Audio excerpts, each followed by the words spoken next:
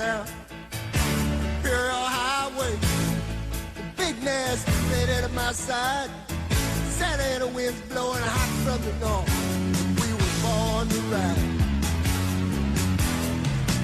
Roll down the window, put down the top, crank up the Beach Boys, baby. Don't let the music stop.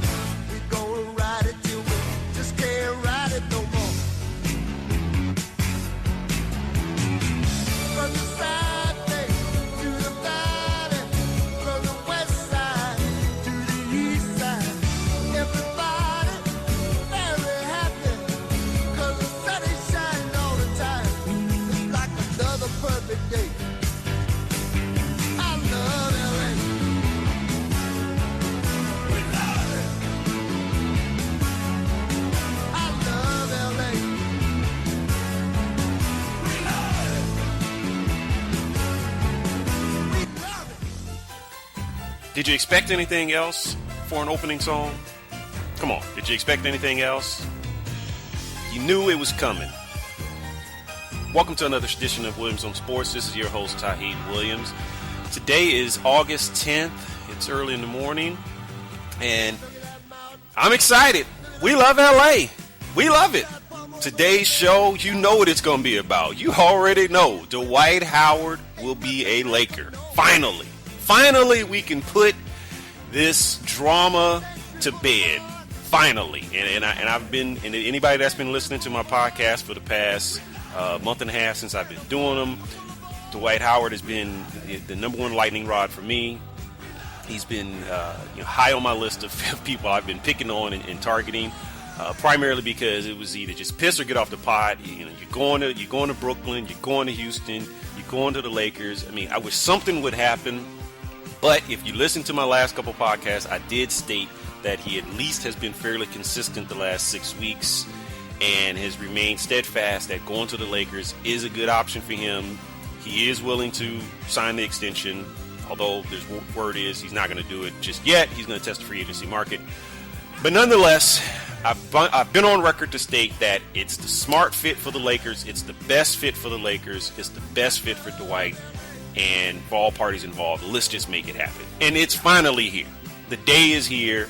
August 10th is going to be a day that Laker fans, including myself, and I'm for those who are listening for the first time, I'm going to go on record and let you know I'm a huge Laker fan, diehard Laker fan. There is no other sports franchise that I follow that is out there that I place above the Lakers across any sport. It's the Lakers. For me, first and foremost, it's the Lakers. I'm sitting here right now with my Laker coffee cup. I got the news on. I might even throw my Laker t-shirt on today. I don't know. I'm so giddy. But today, August 10th, is a day that all Laker fans will remember. This is a day that we're going to remember in comparison to other great centers that have become Lakers. July 9th, 1968, Wilt Chamberlain was traded to the Lakers. That's when it all started. June 16th, 1975, Kareem Abdul-Jabbar was traded to the Lakers from the Milwaukee Bucks. And we can't forget the Diesel, Shaquille O'Neal, summer of 1996, Summer Olympic Games. Coincidentally, we got Summer Olympics going on right now. Shaquille signed as a free agent July 18th with the Los Angeles Lakers. And now today, August 10th, if by all accounts the deal is approved today, Dwight Howard would have been traded to the Lakers from the Orlando Magic. It's a great day to be a Laker fan. I'm giddy, but I'm gonna temper my excitement because I have to remain objective. I'm gonna break the trades down. This is a 4-team deal involving the Lakers, the Orlando Magic, the Philadelphia 76ers, and the Denver Nuggets. First of all, 4-team trades, whenever they're rumored, and the rumors all started yesterday morning. Adrian Wojciechowski for Yahoo Sports was the first one to break it, to my knowledge. ESPN picked up on it. Of course, all the affiliates picked up on it.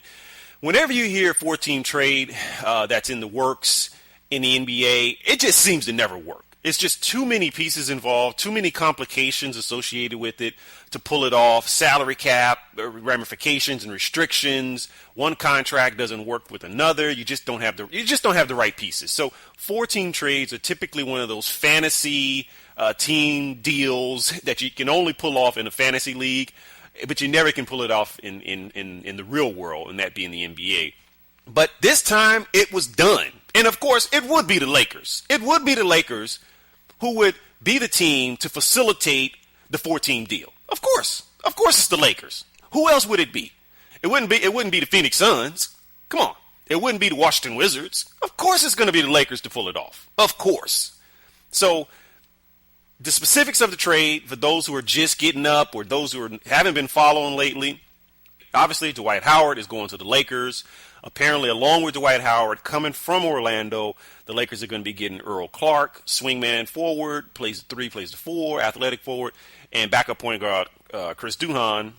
The Orlando Magic are getting Aaron Aflalo from Denver, Al Harrington from Denver, Nikola Vucevic from the 76ers, Mo Harkless from the 76ers. Harkless was actually just drafted this year.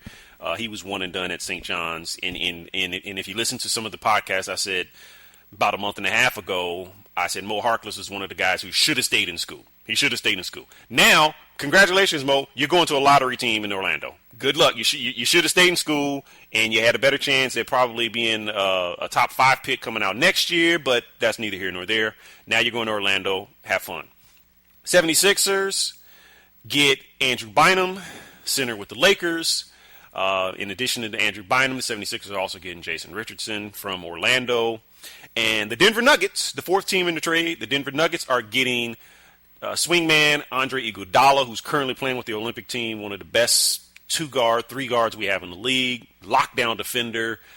I kind of compare Andre Iguodala to a poor man Scottie Pippen, very athletic, long arms, can defend multiple positions, very decent long-range jump shooter, very good mid-range jump shooter, good rebounder, handles the ball well, plays stellar defense, gets a lot of steals, but stat sheet filler. That's what he is. He's a stat sheet filler, like Scottie Pippen back in the day, like Sean Marion in recent memory. Andre Iguodala is similar to those guys. Very good ball player, very good move by the Denver Nuggets. I like that move by them. But the centerpiece of this trade, obviously, is Dwight Howard going to the Lakers for Andrew Bynum. That's basically the central pieces in this deal. Now, I'm going to break down, and we're going to take one break, but I'm going to just get into some of the specifics. I'm going to break it down by team. I want to talk about what the Lakers are going to look like, sort of projecting forward, just off the top of my head. And I'm not even really using notes on this, folks, because I've been well entrenched in this story for so long that I'm sure you can hear the excitement in my voice. I'm very excited as a Laker fan. I'm very excited as a basketball fan. Let's just be honest. This is very good for the NBA. This is very good for the NBA. It was very good last year that Miami, the Big Three, won the title. And they beat a very young and up-and-coming team in Oklahoma City, who had their own Big Three, their equivalent of their Big Three, and really Big Four if you count Serge Ibaka. So this is very good for the NBA. This makes for compelling storylines. I said it a couple weeks ago. The Lakers are going to be on national TV 29 times this year. Boy, I'm sure the NBA wishes they had them on more now. I know they wish they had them on more now, but nonetheless, they're going to be on national TV 29 times this year. Those games are going to be must-see TV. Must-see TV. I'm sorry. Statistically, and I've gone on record before, and I hate to keep repeating myself, and I'm going to try not to continue to do that. But if you look at Andrew Bynum's numbers last year and the year before compared to Dwight Howard's numbers, on paper, they're very even. They are. They're very even with respect to numbers. The difference is Dwight Howard, 3-time defensive MVP in the NBA, and according to him, he would have been 4-time last year had he not gotten hurt. On the defensive end, Dwight Howard is much more solid than Andrew Bynum. Physically, the physicality, I said it before, Dwight Howard is much stronger. He brings a physical presence to the low post that requires you to double team him. Not that Andrew Bynum isn't physical, because obviously at 7 feet, 265 pounds, Andrew Bynum was very physical. And last year he had a great year. Made the All-Star team. Andrew Bynum had a great year. And I've said it before, he's the second best center in the NBA behind Dwight Howard. So at the end of the day, if you're the Lakers, would you rather have the second best center, or would you rather have the best center? And you want the best center. You want the guy that you're going to build your future around, the guy that you're going to market, the guy that you're going to brand, that's going to carry the Laker emblem, the Laker marketing logo, the Laker logo, I should say, into the future. That's the guy you want to build around. And it wasn't Andrew Bynum. It wasn't Andrew Bynum. We saw this coming. Honestly, people, we saw this coming 2 years ago. We saw this deal coming. We saw that the perfect fit for Dwight Howard, the natural fit, was to go to the Lakers. He was a big fish in a small pond, in Orlando. Simple as that. And that Orlando team was not getting better with him there. I mean, the surrounding pieces, Jameer Nelson, Hedo Turkoglu, Jason Richardson. I mean, come on. Turkoglu is older. Jason Richardson is older. Sure, they have bright moments where they give you 20 or 22 points, but then they have a lot of games where they give you 8 or 9 points. Jameer Nelson is a second-tiered point guard in the NBA. He played well with Dwight, but a lot of the stats that Jameer got, he got as a result of playing with Dwight. It wasn't like Jameer made Dwight better. If anything, Dwight made Jameer better. Dwight drawing double teams allowed Jameer to get a lot of open 16-foot jump shots. He allowed Hedo to get a lot of open 17-foot jump shots. He allowed Ryan Anderson, the three-point marksman that just left the Orlando Magic to go to the New Orleans Hornets, it allowed him to develop into the player that he now is, Ryan Anderson. So that's what Dwight Howard is going to bring to the table. That's what he brings to the table. And that's the difference between him and Andrew Bynum. Andrew Bynum is a low post threat. On the defensive end, again, he's not as good or as dominant as Dwight. His rebounding is not too far off from Dwight, but it's the physicality. It's the threat. And if anyone that's played basketball at a high level, you know what I'm talking about. You can look at two guys on the court and look at the stat sheets associated with them, and you can see that statistically two guys may be the same, but you can see that if one is more physically imposing than the other, they just look physically dominating. They play the game with physicality. They play it with tenacity. They play like they're angry. That's the guy that scares you. Simple as that. That's the guy that scares you. That's the guy you're going to double team. That's the guy you're always looking at. And that's Dwight Howard. He brings a physical strength that you have to think about at all times when you're on the court defensively. Andrew Bynum doesn't do that. Andrew Bynum, while he is 7 feet and he's 265 and does have some physicality, he's not the guy on that Laker team that everybody had to worry about. Typically, it's Kobe. It's typically Kobe.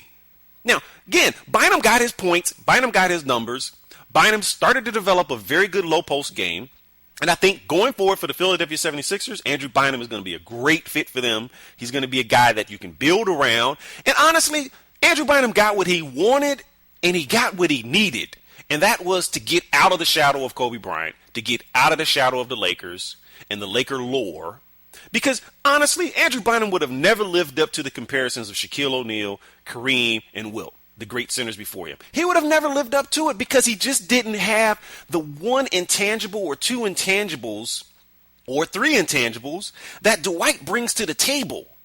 And again, it's that physically imposing will. He can impose his will on anybody at any time. You know, if you think back to 1996 when Shaq signed with the Lakers, Shaq was all of 24, 25 years old when he signed with the Lakers. And when he was with Orlando, you started to see it then, that he was so physically dominant above every other center. All it took for him was to go into the right setting, that being the Lakers. And again, that was sort of a foregone conclusion then. Orlando had lost in the NBA Finals, gotten swept by the Houston Rockets. You pretty much knew Shaq was leaving. Where was the best fit for him? Of course, the Lakers. It was the best fit for him. And when he went to the Lakers, his game elevated even more from that point. The physical domination that he displayed in Orlando ratcheted up even further when he got to the Lakers. I mean, he was just he was a man among boys. And that is what I'm projecting, without going into too much detail, because I'm going to do that in the next segment. That's what I'm projecting from Dwight Howard. If you think Dwight Howard was a man among boys in Orlando, boy, wait till you see what he does with the Lakers this year. I'm telling you, I've seen enough basketball. I'm old enough to say that